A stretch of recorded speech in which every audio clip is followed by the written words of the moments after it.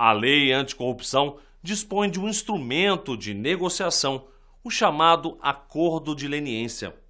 Muitos brasileiros que acompanham os desdobramentos da Operação Lava Jato ainda não sabem o que significa esse acordo.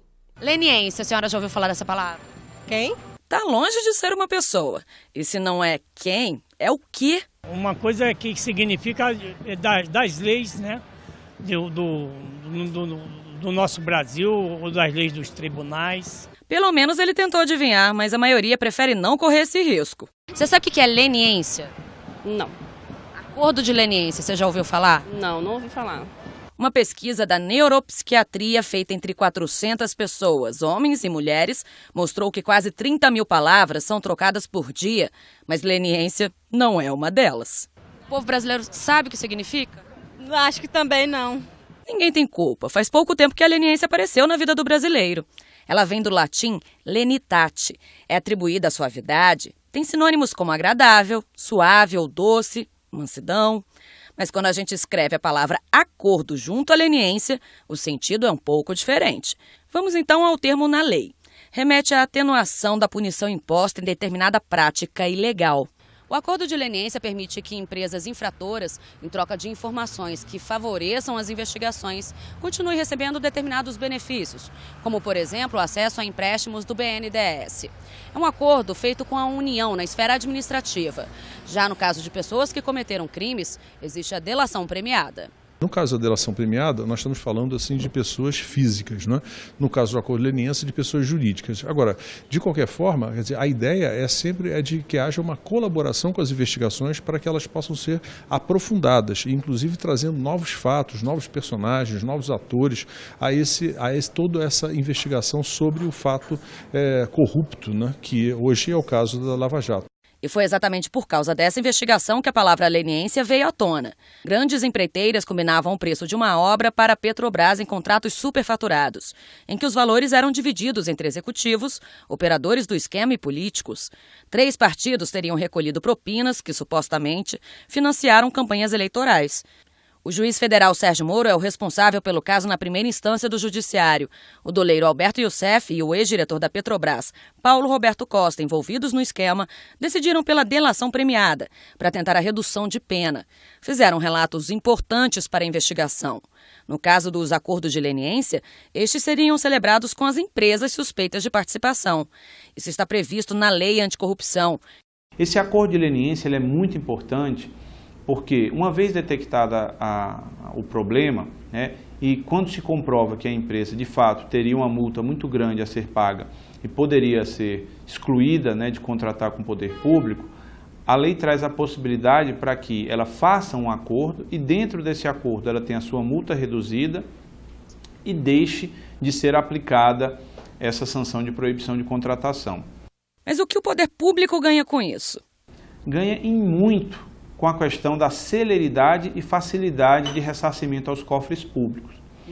Hoje, um grande problema da justiça, né, que todos os operadores do direito conhecem, né, sejam os advogados, os juízes, promotores, é a lentidão para se chegar ao trânsito em julgado.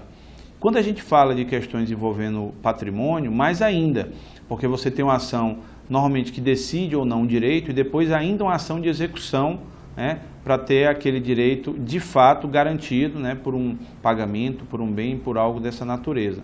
Então, esses processos de natureza patrimonial, eles tendem a ser extremamente demorados. Com a contribuição de informações para as investigações e o ressarcimento mais rápido dos cofres públicos, todos concordam. Mas no caso da Operação Lava Jato, isso precisa ser avaliado. Na verdade, não é se posicionar contra o acordo de leniência, é tentar verificar o que é mais benéfico para o interesse público. Para o vice-presidente da Associação Nacional do Ministério Público de Contas, um acordo desse tipo agora pode ser uma negociata sem propósito. Favorecendo quem? Favorecendo as empresas delinquentes, que vão escolher qual acordo vai ser mais favorável, vamos fazer um leilão de acordos de leniência para ver qual órgão é mais gentil, é mais flexível na sua proposta de acordo, né? E isso é desorganizar o Estado em favor do crime que está organizado. De acordo com a lei anticorrupção, o órgão responsável por fechar acordos de leniência é a Controladoria Geral da União. cada órgão terá o direito de fazer a sua aplicação, conduzir o seu processo. No âmbito do Poder Executivo Federal, a CGU ficou como responsável exclusiva pela celebração de acordos de leniência. A lei centralizou na CGU essa competência. Cada estado, cada município pode adotar um padrão diferente nesse campo. Exatamente essa a questão. No caso da Operação Lava Jato, por exemplo, as investigações são realizadas pelo Ministério Público Federal, inclusive com informações sigilosas. Já os acordos de leniência seriam celebrados pela Controladoria Geral da União, o que poderia causar um limite na atuação da Justiça Federal. A questão, ela torna-se problemática a partir do momento em que estão sendo judicializadas ou já judicializadas processos criminais, e esses processos, onde já tem delação premiada, onde já tem investigação em curso, nesse momento, falar em acordo de leniência junto à Controladoria Geral da União pode gerar alguma incompatibilidade, por conta de que não está mais numa esfera administrativa e a questão também está numa esfera penal de jurisdição federal. A nossa preocupação é de que eventuais atos de leniência celebrados no âmbito da Controladoria Geral da União invadam, inclusive, a competência do Judiciário e impeçam, inclusive, a aplicação de determinadas penas que hoje estão a cargo de um juiz federal. A Operação Lava Jato é realmente um caso que nós nos deparamos com essa situação. Foram feitas mais de 15 delações premiadas em relação a estes processos da Operação Lava Jato. E, por outro lado, as empresas, então, a notícia de que tentam fazer junto à Controladoria Geral da União um acordo de leniência.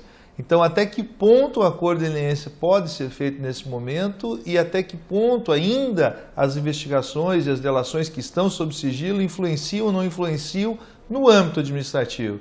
Toda essa sistemática precisa ser tratada com muito cuidado para que não haja prejuízo para as partes e também para a sociedade. Nós, os magistrados federais e a AJUF, está vigilante, então, para fazer, sobretudo, a defesa dos magistrados federais e da jurisdição federal em relação a esse tema. Ao longo da Operação Lava Jato, o Ministério Público Federal tem fechado acordos de delação premiada com algumas pessoas investigadas pela Polícia Federal. Mas quando se trata de empresas suspeitas de participação em atividades criminosas, quem pode celebrar o acordo de leniência? A lei diz que a responsabilidade é da CGU, a Controladoria Geral da União, mas ainda há muita divergência. Muitas são as preocupações quando o assunto é acordo de leniência. Se os acordos de leniência forem realizados de uma forma que as empresas se sintam encorajadas a continuar com essas dinâmicas, e isso de alguma forma esmoreça a investigação ou prejudique avaliações da investigação criminal, como suporte de dados e uma série de outras coisas que podem beneficiar a investigação criminal, evidentemente isso não está servindo ao país e à República. E as dúvidas não param por aí. Algumas questões importantes têm sido discutidas sobre o acordo de leniência. Se nesse caso, quando não tiver dinheiro, recurso federal, quem vai fazer o acordo de leniência? Qual é o órgão que vai fazer? Quer dizer, nós estamos essa discussão toda está girando em torno da questão da esfera federal, mas a lei pode alcançar também outros níveis, né? Outras instâncias de poder. E aí, nesse caso, quem é que vai se beneficiar com isso? Quem que vai controlar essa multiplicidade de acordos de leniência? Parece um balcão de negócios. A proposta é que o Poder Judiciário possa ser ouvido e incluído também como responsável por acordo de leniência antes da regulamentação da lei anticorrupção. As ações são na Justiça Federal e se um acordo for celebrado nos estados, isso acaba também afetando as ações aqui do Ministério Público Federal e da Justiça Federal também. Então, isso é bastante preocupante e precisa que todos os órgãos que fazem parte do processo, eles pensem e sejam ouvidos para essa regulamentação da lei que está na pauta. Não dá para fazer isso apenas no âmbito do Poder Executivo, não. Não adianta cada órgão ficar bradando a sua autonomia, a sua independência, a sua competência legal em favor da desorganização, mais uma vez, do Estado, né? O crime está organizado, então o Estado tem que se organizar, as instituições têm que funcionar de forma harmônica.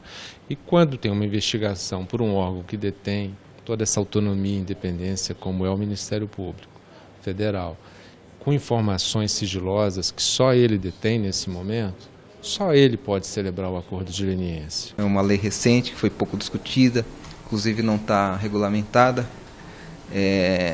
e há diversas repercussões aí que podem ser positivas ou negativas. Isso precisa ser melhor debatido, discutido para que os seus efeitos sejam os melhores possíveis para a sociedade. De acordo com a Lei 12.846, a Controladoria Geral da União vai fazer os acordos mesmo sem participar da investigação. É preocupante porque algumas empresas elas poderão iludir até a CGU, no sentido de que prestem ali na Controladoria informações superficiais, informações que já estejam sendo investigadas, que já tenham até sido descartadas, ou mesmo pelo Ministério Público, ou mesmo que ainda estejam em investigação em caráter sigiloso. Então, esse atropelo da CGU poderia, sim, dificultar as investigações e, especificamente, permitir, né, que continue aberto os financiamentos públicos, sendo que, muitas vezes, essa não é a intenção da Justiça Federal. A discussão acontece também sobre a importância do acordo de leniência ser um instrumento importante de negociação para o órgão que executa a investigação. A constitucionalidade, o alcance, a compatibilidade do acordo de leniência, da lei anticorrupção, a compatibilidade das competências dos diversos órgãos, né? Até que ponto pode ir a CGU. E nós sustentamos que quando há uma investigação em curso pelo Ministério Público Federal ou pelo Ministério Público Estadual, esse órgão é que é competente para celebrar acordos de leniência, porque é ele que está conduzindo as investigações. A CGU afirma que vem se preparando. De treinamento e capacitação das comissões para que elas possam desenvolver esse processo. Nós já temos essa experiência em outras áreas nossas e temos condições também de fazer isso.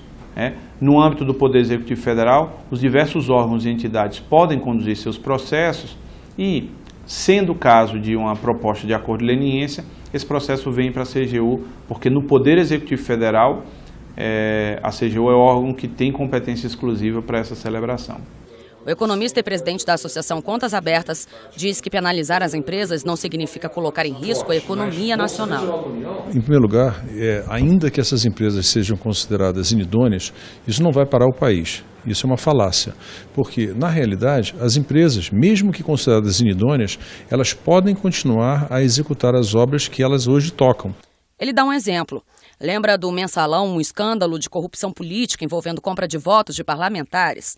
Empresas estavam envolvidas na confusão e uma recebeu penalidade, mas não fechou as portas. Foi declarada inidônea e continua executando obras. No ano passado, por exemplo, recebeu 134 milhões de reais por conta de obras, sobretudo com o DENIT, né? Obras de recapeamento, obras de contornos rodoviários, etc. Representantes de várias associações relacionadas ao Tribunal de Contas, procuradores da República, Ministério Público de Contas, estão apreensivos e tomaram uma atitude. Nós temos uma representação junto com a NTCU, com Contas Abertas, que acabou ao Ministério Público de Contas, que acabou encampando e representando a TCU. Foram realizadas várias reuniões com associações representativas de procuradorias, Ministério Público e, inclusive, a Associação dos Juízes Federais do Brasil. Para este economista, é preciso estar atento aos possíveis riscos de acordo de leniência. E a preocupação é que elas percam esse acesso a esses financiamentos públicos e aí, portanto, não tenham mais essa capacidade de continuar operando com dinheiro de terceiros. E aí é o perigo do acordo de leniência, porque se esse acordo for celebrado, um juiz futuramente, inclusive, poderá ficar impedido de declarar que essas empresas não terão acesso. Quer dizer, talvez a grande preocupação dessa celebração de acordo de leniência no âmbito da Controladoria Geral da União seja não só não considerar essas empresas inidôneas, como também continuar permitindo que elas tenham acesso a esse financiamento público. O importante nessa discussão é definir de forma precisa quem vai fazer o acordo de leniência, priorizando o interesse público. Não é rechaçar a ferramenta como não sendo válida. Não, ela é válida. Agora, vamos examinar qual é a melhor maneira de se introduzir isso aqui nas nossas instituições e dentro da nossa cultura também.